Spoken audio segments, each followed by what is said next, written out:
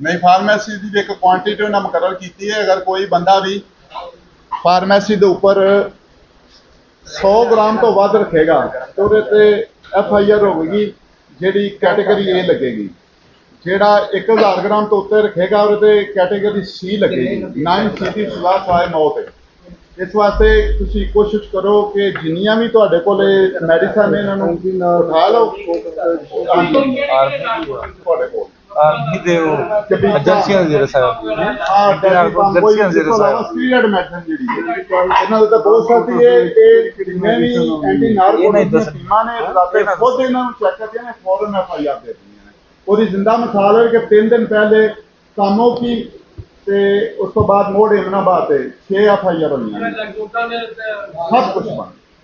Doctor के नुस्खे गए हैं एंटी नार्कोटिक केड़ी कोई वो तो तुमने सारा पता, सारी जिंदगी भेज देनी पहले दादी खान ने सारा पता है बगीचा वगैरह और को भाई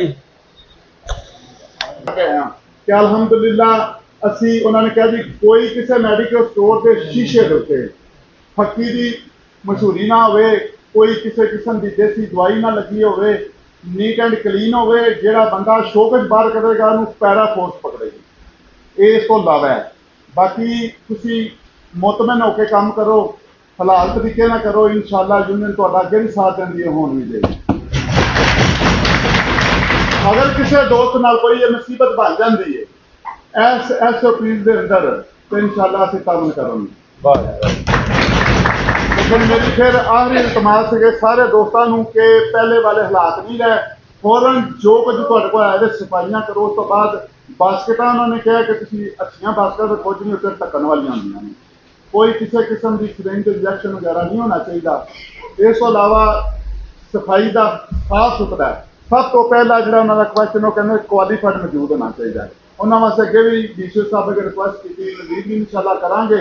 मैं उन्होंने अगे वादा किया है कि पूरे तहसील जिला वजीराबाद इंशाअल्लाह 20 तो 25 अच्छियां फार्मेसियां मेडिकल स्टोर मॉडल बना के असी खुद सारिया टीमां नूं जेरे निगरानी DCO साहब दे बुलावांगे, विजिट करवाएंगे और इंशाअल्लाह असी अपना काम मनवा के इस रिपोर्ट नूं फाइनल करेंगे। माशाअल्लाह।